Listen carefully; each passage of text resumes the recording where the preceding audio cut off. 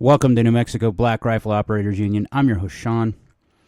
Today, Hunter Biden was found guilty on 3 counts of felony gun possession after lying on a Form 4473. What do I think about this? Well, I think the Form 4473 is kind of stupid. I don't believe you should have to go through a background check for property exchanges, but the government has long since said this is legal. I have a problem with this particular question. He answered incorrectly or falsely. And here's why I have a problem with it. We have something here called the Fifth Amendment. It's been in play since the founding of our country. And that's, you're not supposed to have to self-incriminate. And I don't really care if you do drugs or not, as long as you're not under the influence of a drug while you're using said firearm. Just like I don't care if you do drugs and drive or drink and drive, but not at the same time. It's the same process and thought process that I have. I come to this conclusion because a long time ago, New Mexico, I think it's been 2 years now, has been legal to have cannabis for recreational use. And I've had experience with cannabis when I was younger. I tried to start a cannabis manufacturing business, but I'm not good at it, or wasn't good enough and couldn't keep it cost enough to compete after this had happened. Backstory to that was the governor made it legal, and I thought for once private enterprise could possibly break into, a small business could break into the industry and see if I could, make my big splash. To that end, I took my retirement out from when I worked in the K-12 to try to start this business. It's not what I was designed for. I'm a better IT person, let's put it that way. I got a lot of good feedback from my product, but I digress. I've never met, because I did meet a lot of stoners, and I know a lot of stoners, and I did smoke when, I totally inhaled when I was in high school. And it never had the effect of where I wanted to kill people or fight people.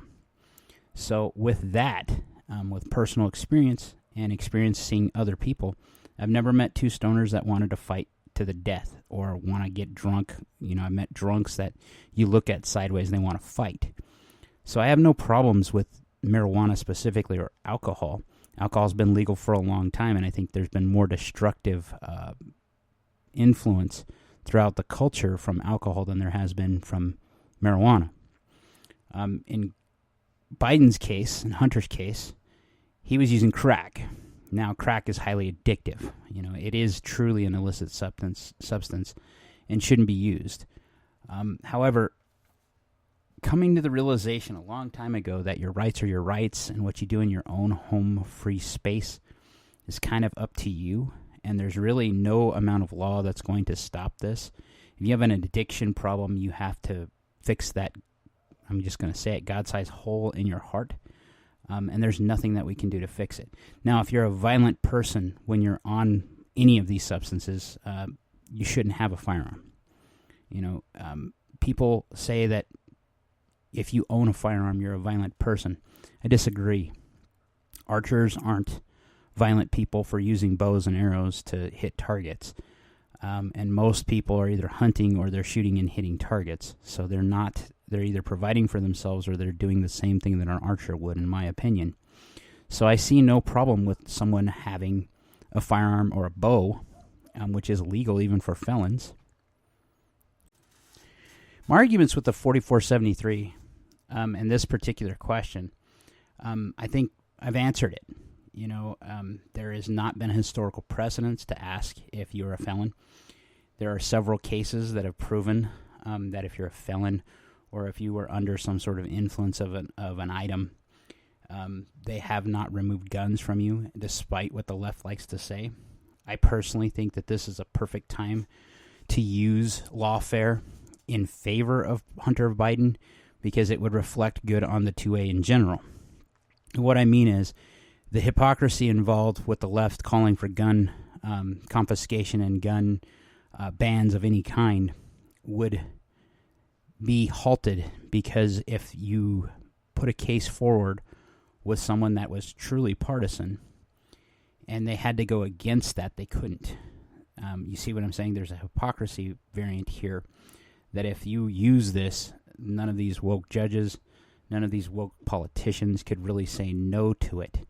And the potential for them to get rid of a Form 4473 is high. There is, if you look at the statistics, there are certain racial groups that are affected by that in general, by the legal lawfare that our federal government has used to overturn other laws or to inflict laws on private industry because of race. That could be used to help get rid of Form 4473s in general.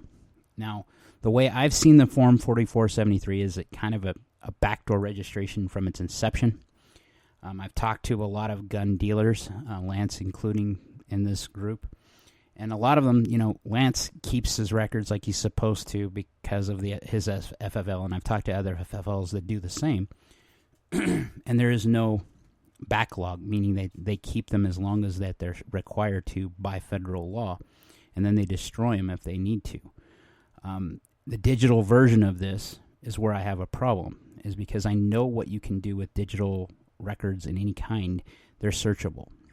And that is a backdoor form of registration, which is strictly prohibited by federal government right now for private citizens' arms not to be tracked or to be,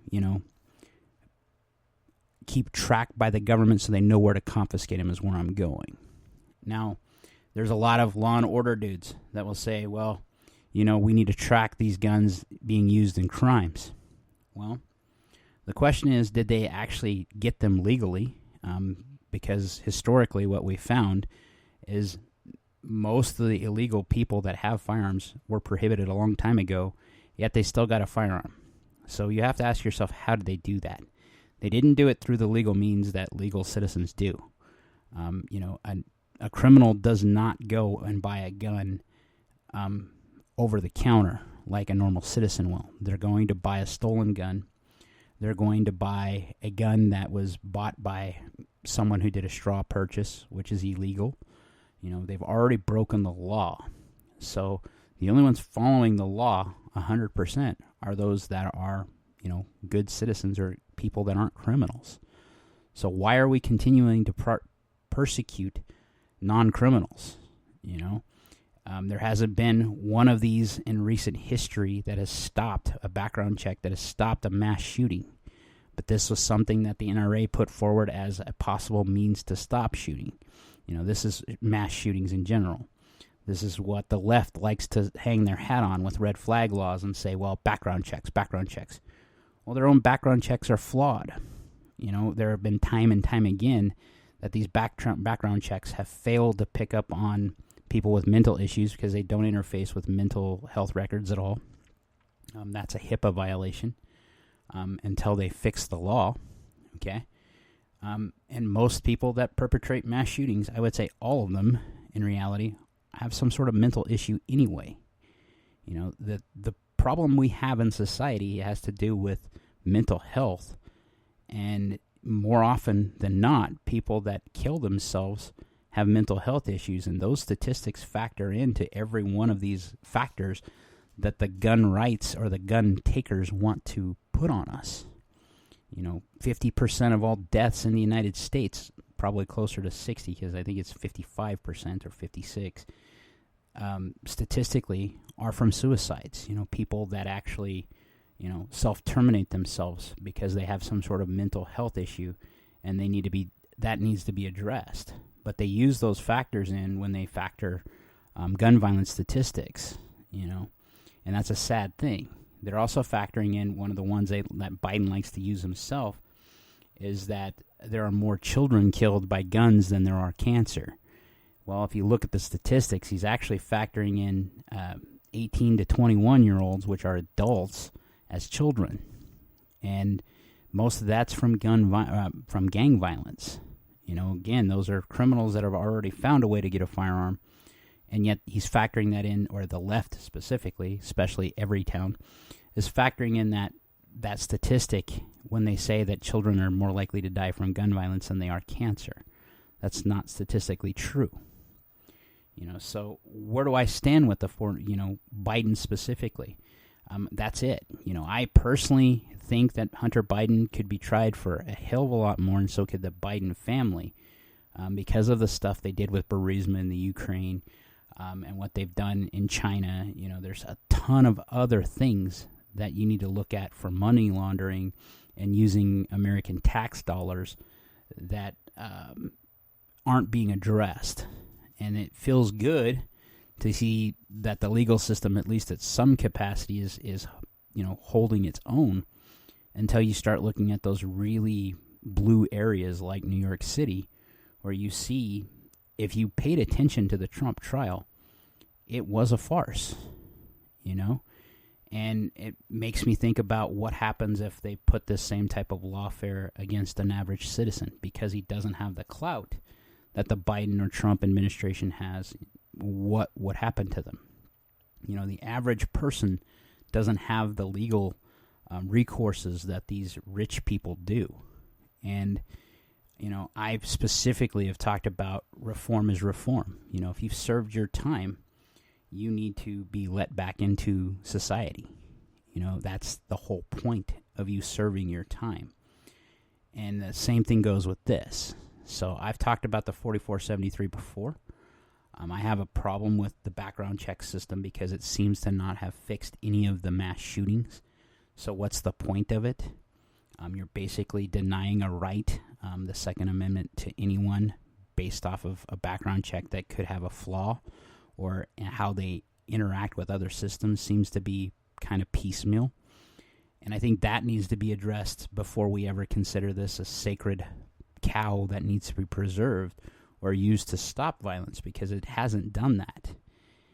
If you look at the guns that have flowed south of the border, either by the ATF's help or by unscrupulous people coming in, they're doing straw purchases. They're lying on federal forms. That's the heart of the issue here, is that you've actually lied on a federal form. And that's what they're going after here with Biden. And my biggest beef with this, like I said, has to do with it being self-incriminatory. You're asking someone to tell you if they've done something wrong, and you're not supposed to do that. That's the whole point of our legal system. That being said, you're not supposed to be a turd anyway, but that's not how society seems to work. The fact that Biden was a crack addict speaks volumes about how pervasive drug use is in the United States, that if it can reach that top echelon of those ultra-rich, ultra-powerful people, what's it doing to the rest of society? Fentanyl deaths, I'm pretty sure, statistically, are outnumbering gun deaths, but no one's speaking about that. Fentanyl's flowing across our southern border. And as much as I hate the drug because there's a high potential of death, maybe if they legalized it and, regulated it a little bit, those death numbers would go down. I don't know that. I'm speaking off the cuff here and just thinking about what are the solutions to this drug problem. There's a problem here that has to do with, pain, internal pain or physical pain that people feel. And they turn towards that, or they turn towards other reckless behaviors. And they end up getting entangled in the legal system, and that messes up their entire life. And I see no difference in this for all you law and order types that you're seeing with Trump right now. Trump being convicted, and you have, there's a 538 poll that came out today that said Biden's going to win still. Well, that doesn't surprise me, because there's enough people that are brainwashed into hating someone just because his name is Trump. I personally have issues with Trump. I'm having a hard time saying I'm going to vote in the presidential election, but I probably will, because I still see the value in having that civic pride, that civic duty of trying to change it before I have to get to that fourth box. That fourth box, that cartridge box, is a gateway of last resort. In IT terms, that means that's the last thing you possibly want to do or could do. And that's how I see that. There's a lot of lawfare we still need to do before we try to go down that route, because a civil war, no one wins, especially in our country right now. And is there bifurcation? Is there, a lot of strife right now? Yeah, I believe there are, but I still believe there's a lot of people that in the United States that are rallying around each other, and they're secretly trying to say, stuff's not making sense. I mean, you watch the news, and if you watched it during COVID and you've watched it after, mainstream news, that is, you started looking and seeing that this is parody. They're parodying one another, and they're using each other as sources. They're not actually doing real reporting like used to be done back in the day. The internet kind of fixed, well, I don't know if it fixed, but kind of created its own problem, and that people could put out a story, and without a lot of vetting and a lot of source, it became real. It became the law. It became the story. And that's not how we're supposed to report on things. We're supposed to actually have people go out and see if this is really a thing or not. And that's not what's happening anymore. And the same thing happens, with the two-way. You hear so many people that are anti-gun, and then they're like, hey, wait a minute, maybe I was wrong. I had another opportunity today to possibly take 2 new shooters out. I work for a Fortune 500 IT corporation, and it has a lot of diversity. And there's some people from other countries that work for us now that are legal citizens here. There's also some people that came from other parts of the country where guns weren't a thing. That type of culture didn't exist. And they've found friends here in northwest New Mexico that guns definitely are part of our culture. And that came out today during a conversation just in passing. It seems to happen to me. It seems to be something that, I don't know how I draw people to that, because especially at work, there's only like 1 or 2 people that actually know anything about my private life and about this podcast specifically, where I talk about guns all the time. I am a 2A guy. I am a shooter. I reflect that when the time is right. I always look at time and place in those conversations. And the reason why is because this isn't something I want shoved down anybody's throat. You should come to this willingly like you do everything else. And if you want to come to the 2A and you're new to it, I've always advocated for being the best resource you can be, that mentor. Because if you let some idiot take them out, a new shooter, and you give them a bad experience, they're going to be they're instantly going to go to the opposition, and that's not what we need nowadays. We need people on our side. So, one of these guys, one of these new guys that I'm talking about, these 2 new shooters that I'm probably going to take out shooting, the guy that introduced him to me said, hey, he was curious about a shotgun. I said, well, do you really want to shoot a shotgun? Because those kind of have a lot of recoil. That's kind of be a bad time. And he said, no, actually, what I really want to shoot are some of these game guns, these Call of Duty guns. And I said, well, what do you want to shoot? And he says, well, what do you mean? And I said, well, I have a pretty sizable collection. I have access to other guns in addition to that, and I have access to some friends that will allow you to go their private range and shoot fully automatic machine guns, 1919s, BARs, MP40s, that type of thing. So what do you want to shoot? When I ask you that, I'm asking you, do you want to go out and learn what a gun is? So maybe we take 22s to show you, what a pistol, what a rifle is. Maybe I take a 410 out if you want it, if you're dead set on a shotgun, so you're not just knocked around so much, because recoil's a thing. And if you scare someone with recoil, I cringe every time I see these people take the 50 or the 500 Smith & Wesson out. That's what I was thinking of. These giant revolvers that have this massive recoil, and you put a new shooter behind them. Not only are you endangering them, you're endangering yourself, but you think about the damage you're doing to the 2A by making them have a bad experience. Meanwhile, you could take them out with a Ruger 10/22 or an AR-15, and that's the one that I like to use the most, is take them out with an AR-15, because there's so many people that have demonized that gun, and then it's inevitable. 9 out of 10 shooters I've taken out with the AR-15, the first thing they say, this is not what I've been told an AR-15 is. This, number one, this isn't a death machine, okay? That this is not a machine gun. This is not a weapon of war. This is not any different than any of the other guns you brought out today. And that's the experience they need to have, you know? And that other one of the 10, they actually ended up liking pistols more, specifically Glock pistols. And that's where what drew them to the 2A. You know, they're now active pistol shooters. They're actually shooting in pistol competitions now. So I would still call that a win. So, you know, out of 10 people that I've taken, and I've taken a hell of a lot more than 10 people out to, you know, experience the 2A and to go shooting, to teach them the sport safely and be that best mentor and advocate for the 2A I can possibly be. This cost me a lot of money. I'm not going to lie. I mean, ammunition is not cheap. But if you hook someone into this sport, into this culture, and you get them advocating for you when they were total polar opposites or they were just on that cusp, it's one more drop in that bucket that brings them to our side. And that's why I have this problem with the 4473 is how many hurdles are we putting in front of people to get into the 2A, you know? Granted, some of these hurdles are deserved.